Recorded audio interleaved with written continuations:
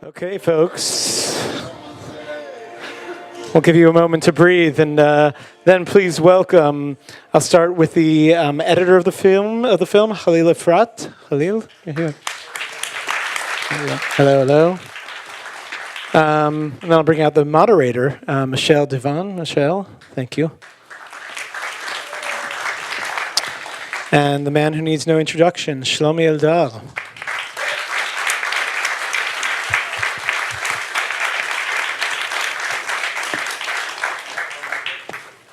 Michelle, I hand things over to you. Thank you. Thank you. Wow, when I accepted to moderate this evening, I didn't take into consideration how emotional I would feel after the film, which I saw before, but didn't really think about it, and I'm sure many of you are feeling the same way. You end the film not on a positive note, not very hopeful. And even though you personally might not feel hopeful, that's also an artistic decision to make. Why did you decide to leave it like that and not give even an glimpse of hope in the distance or opportunity for the audiences to think that something could change? Yes, I've been asked many times why didn't I give any hope in this film. And I think that we couldn't find a better day to screen this film because today, as you know, the bill in the Knesset, loyalty and culture, was approved, the first step approved, and it's after the national law and other bills that this Knesset and this right-wing government supposed to approve in this year until the election that will be this year. I know it's difficult. I was here I participated yesterday in a panel about the national law. And I combined with a friend, Peter Beinart was here, and other filmmakers, Arab Israelis, and I was the most desperate person in this panel. And they asked me why. And I'm a journalist. I covered the Israeli-Palestinian conflict for more than 20 years. I think that over my career, could anticipated the next step. And the next step, the future of Israel, unfortunately, is not so clear, is not so white or blue or red. Actually, it's red, yes. Halil, how did you feel about the ending? I mean, you work on many documentaries. Yeah. Well, I totally agree with Shlomi. First of all, I chose to move here with my family 3 years ago, seeing from the same reasons that Nadim, the son of Hassan, is speaking about. And I feel that there is no hope over there. It's very sad, but that's what I feel too. If I add, the artistic decision was before 6 years ago. It started as my idea to make a documentary series to Israeli TV, and I started, my pages for Israeli TV, Channel 2. They accepted my idea to start a documentary series, six chapter, 6 hour about the Israeli society. And then I decided, or my plan was to start this series about my experience. During our editing, I all the time used to say to Halil, because I'm a veteran journalist in Israel for over 20 years. I've been in many places during the year. And if I would like to start this documentary series, I have one scene that I remember that I was there. In 1997, I was 1 feet far away from Rabbi Kaduri, the spiritual rabbi of the ultra-Orthodox Sephardi movement in Israel. I was a political correspondent, and I heard Netanyahu whispered to Rabbi Kaduri, to his ear. By the way, he was deaf. I didn't know, I don't think he recognized who's whispering to his ear, but Netanyahu told him, the leftist forgot what is to be a Jew. He didn't say good Jew, a Jew. And during the year, if you don't accept his direction, Netanyahu's direction, the right-wing direction in Israel, you're supposed to be called a traitor. So this is, if you say the artistic decision, I think it started from that point.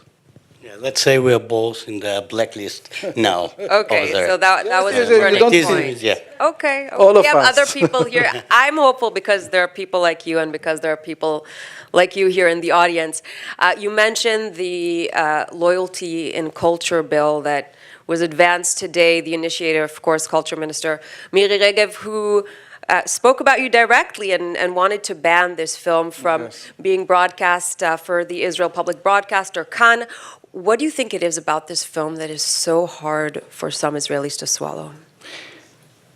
By the way, the Rabinovich Fund got not all the budget, but I think part of the budget of the Karen Rabinovich, the Rabinovich Fund, from Miri Regev ministry. I don't know if she knew it before. I don't know what she did after she saw or didn't see the film. But the question is not what she's thinking and what she thought, and the question, I think, what will be with the Israeli movie industry from tomorrow. And I don't know. You can see it in the theater, the Israeli theater, that they try not to angry any other the Israelis, and they prefer to show, where plays about music, something good. They import plays from outside, just not to deal with the real conflict about the Israeli-Palestinian conflict, to be on the side safe, on the safe side. Well, those English classes, they kick in. Yes. I've seen in articles you mentioning the turning point in your own career as a correspondent for Channel 10, in charge of Arab affairs. That very powerful and devastating moment with the Palestinian doctor, Izzadin Abu Elish, that you've mentioned was a moment where audiences started to see you as a Palestinian sympathizer. Yes. And my question is, why?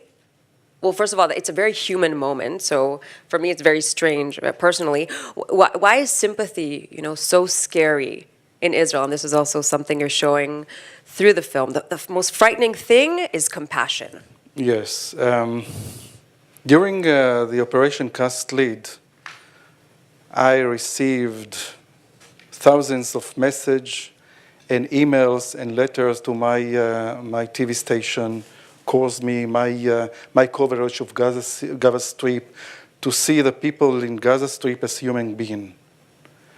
And when this tragedy happened, it was Friday afternoon, 5 o'clock afternoon, I saw my phone. My friend called my phone, and I saw on the screen his name. On air? Before on air, I saw my phone because we covered, it's open line all the time. We covered the Operation Cast Lead, and I saw him, and I ignored the phone. But something told me that I must answer this phone.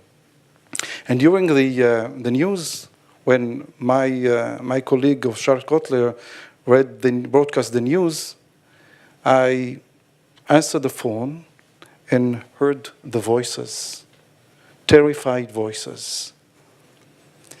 I decided in this moment to push my speaker and spread out the voices. I was sure at this moment that this will be the last minute as a journalist in Channel 10, until I've heard my editor whispered to my ear, bring your microphone close, bring your phone close to your microphone. And I understood that I did the right thing. But even after that, thousands of people try to say that we did the wrong thing. We show Palestinian, even their civilians, because we ignored the other Israeli that were attacked by Hamas. But when we are talking about war, the both sides, there are victims from the both sides. Civilians in Israel, of course, we empathize with the Israeli civilians, and in Gaza Strip. During the cast lead, the cloud of pillar and the protective edge, I think we're talking about 5,000 Palestinians were killed. And we can, of course, blame the Hamas, we can blame the Palestinian leadership in Gaza and the West Bank. But I think that during the year, we forgot what the meaning of the word peace. And the word peace in Israel today, when you just try to say the word peace, you're almost a traitor. Because you can do a peace with a Palestinian. If you're talking about peace with a Palestinian, any negotiation with Mahmoud Abbas or even with Hamas leadership in Gaza Strip, you're nuts.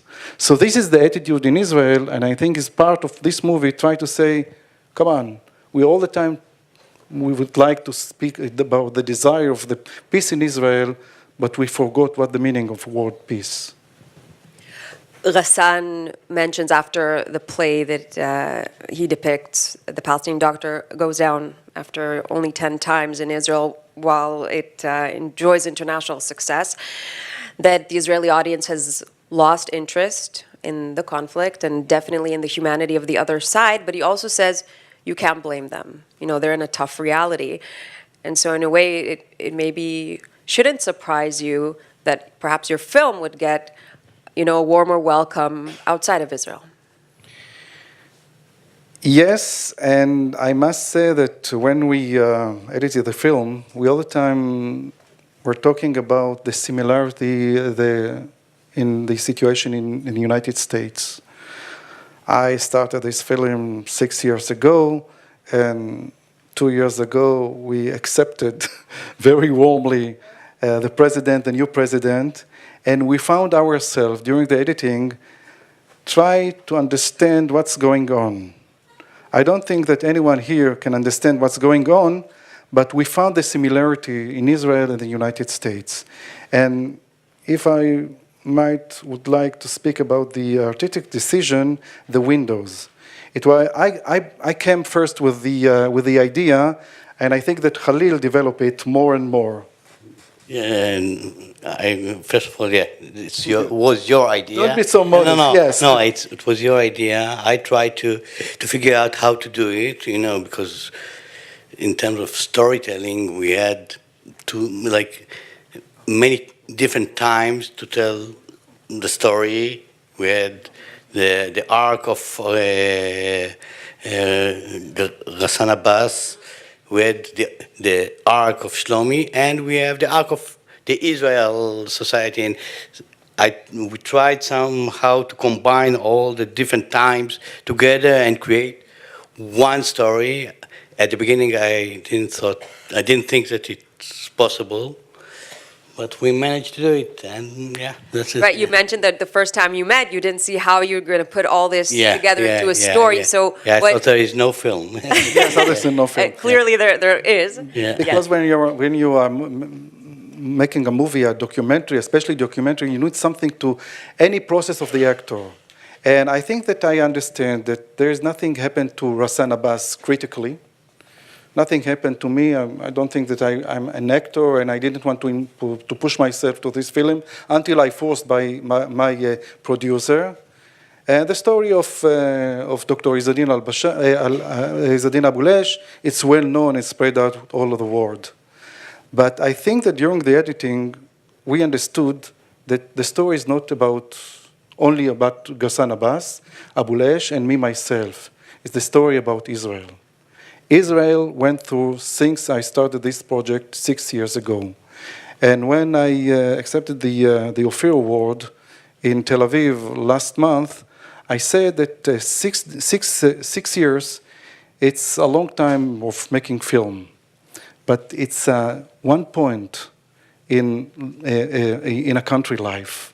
And in 6 years, we didn't think about to destroy the Supreme Court. We didn't even thought about the national law. I think that the whispering of the right wings, the extremist right wings, started to speak about annexation. But all these bills, and of course the loyalty and culture, all these just happened in 6 years, so fast. So now you're asking me why I'm not so optimistic. Although I have so many questions, we will open it up now Let to the me, audience. We want to take some questions from the audience, but before that, I want to add two important points here to this conversation. One is regarding the loyalty oath, which might be passing as a law, but the truth is there's been a level of self-censorship since the minister has come into power and has been pushing this idea that you have to be loyal to the country. All artists must be loyal to the country, and we could see this here at Other Israel. We go to see every Israeli film, and there is a clear decline in the number of Israeli films, including Arabs, and that Arabs are making. No question about it. It's had its impact already. The second thing I'm going to say, just on the positive note, is one of the things this film gives is, and one of the reasons I think it's important for everyone to see, is that we saw this film with Muhammad Bakri, and he watched this film, and it's in some ways his story, and he cried, and we all cry as we watch this story. There are thousands of Israelis here in America who left Israel for the exact same reason that you left, from frustration, and not because they just love America, but really have their own frustrations and have that relationship. And there are thousands who come here to the festival, and many of them, I hope, are in this room today, who when people ask me, like, you should have a more balanced conversation here and have people from the other side too, there's something about this film that lets us feel that we are not alone. And those shots of the windows are extremely lonely, and by sharing that with other people, we are not alone, and hopefully hopefully the majority of people will feel that they're not all alone when they see this film. Thank you. Thank you. And beforehand, you said that Ari Roth is here Ari Roth, with us, and he would like to say a few words. yes, Ari Roth. I think this is the Just third. introduce yourself. Ari Roth from Mosaic Theater. We run a Voices from a Changing Middle East festival for 18 years. Ghassan Abbas came back to the United States in 2018 to perform this in Oklahoma, in Grinnell College, Eastern Mennonite University, University of Chicago. He is extraordinarily dark and depressed, and you let us hit the bottom with him. But he continues to perform I Shall Not Hate in Arabic without any set, without any help from any designers. He wants to do it all by himself, and he goes to Arab villages now with nothing but his voice and his passion. And so he, in spite of all of his darkness, continues to do this play that mystifies him because he loves the integrity of it. And he loves connecting with people. So more power to all of us in our contradictions. Him in his darkness, but he perseveres like any true actor. And he's continuing to do this play. Wow. Thank you. Thanks for sharing that. All right, let's take questions. Hi. Thank you so much for this very beautiful film. And I would really, visually, and the windows and what you did together, it was very human. But I just thought, you're an Iraqi Jew, he's a Palestinian. Why not Arabic? Why all the film is in Hebrew? The language of the land is Arabic. And it's something, and in a way, when he said that he did the play in Arabic, it was like echoing what I felt in the film, really. And the second thing, you know, many times we said no justice, no peace. Whereas maybe sometimes I feel that maybe the reason you choose depression in a way or be pessimistic is the fear that maybe you have to go against your own country. I mean, for your Jewishness, but against your own country. Because there is resistance, and when I see through your film, I can feel the apartheid. There is resistance, Palestinian resistance, and maybe it's time for us to say we are standing with the resistance and not just say we are depressed or pessimistic. Thank you. First of all, Rosan speaks Hebrew, excellent Hebrew. So I wouldn't have speak with him Arabic because Hebrew. It's not. He speaks with me Hebrew and I speak with him Hebrew. So I don't think that I have to speak with him Arabic. And by the way, I think that there is a scene in the film, and he told us why he speaks so beautiful Hebrew, so excellent. And about the depression. Well, you know, as I said, I had yesterday a traumatic moment here because I spread out my depression, and I told the audience yesterday that really I feel that I lost the battle. I hope not the war, but people like me in Israel, the leftists would be called like traitors, we feel like we lost the battle. And if you can tell me what shall I do with this feeling, I don't know. You know, I made a film, and I wanted to say something. This is the situation in Israel. That's it. I don't know how to solve it. I don't have any magic solution. This is the mirror. Take it or leave it. But this is the situation in Israel, and even if you don't like it. All right, yes. Thank you. I see where this film won the Ofik Award winner for Best Documentary. I think that's terrific. Who inside Israel makes that decision? Oh, it's the Israeli Oscar. The Academy. It's the top academy in Israel. So this is the sign that it's not an underground film that made only by Shlomi Eldar is feeling. Many, many other Israelis feel the same feeling that we share. Thank you. Yes. Oh, Hey, behind. can you describe more about the consequences to you for sharing that call on television? Consequences about the scene with Abu Lesh? Yeah. Okay, the phone call with my friend. Well, after we were about to finish the editing, I drove with my son, my two sons, to Toronto because he lives in Toronto, and I showed him part of the film because he was part of the film and he didn't know exactly what we are going to do with his figure. And we found ourselves 4 hours telling each other his side, his point of view, and after 4 hours we started to cry. By the way, he told me things that I didn't know, that when he came to the hospital after he was evacuated from Gaza Strip, because my phone call, because, you know, I don't like to say it, I saved him, because I was, anything that I did, my decision and the consequences that I just coincidentally just pressed my phone, he didn't know that he was on live. This is the first time that I've heard. And I saw his daughter that was injured, and she's about to lose her eyes. And I told her, you know, Shada, me and Ghassan Abbas, we can't understand your father. We can't understand it because I must tell you usually I find myself just frightened from him because it's not normal.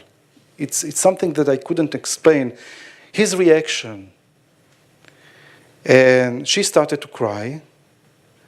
And then Abulesh said one sentence that it was the end of this film. And he said, after the bombing of my house, I went up to the room and saw the bodies of my daughters. And at that moment, I decided that I live only for the living life, only for the rest of my children. And I decided in this moment to give them a hope. That's why I reacted as I reacted before, and I still pitch everyone about the peace. And one thing more, 6 or 7 years ago, I screened my previous documentary, Precious Life, not in Toronto, in Winnipeg, in Winnipeg, in Canada. And the screening was in a synagogue, a huge synagogue. The audience was about 600 or 700 Jewish people, community that lived in Winnipeg. And the scene was that Dr. Izzadin Abulesh, who lost 3 of his daughters, tried to convince the Jewish community the importance of peace. And, I can say more, but even in this film, we are 3 figures, Rasan Abbas, me, myself. We are, as you saw, we are desperate, but he's the only optimistic one among our three of us. Thank you. We have time for one last question. All right, last question. You mentioned that you feel that you've lost the battle, but not the war. I hope. When one reads poll after poll after poll, and we'll see tomorrow what polls are worth, you get the sense that there's 65%, 70% of the citizens of Israel are pro-peace, pro-decency. Is that not the case? And if it's not the case, how can this not be the Krav Acharon, the last battle, and the war's over already? If we'll try to translate it to the United States situation, in the last election, the population vote was not to Donald Trump. So it's the same. That's what I said, the similarity between Israel and the United States against the media, against the Supreme Court. I see the polls in Israel. And, this year I think the election will take place in Israel. And if you'll ask me, my producer told me not to be so dark. So I just try to find my words for the end. I hope something else will be elected in this election in 2019. We have a bonus question, actually. One more. One more up here. Oh, thank you. My question is, do you think you're very dark and you're depressed because you might be suffering from post-traumatic stress disorder from all that you have seen from the Gaza war?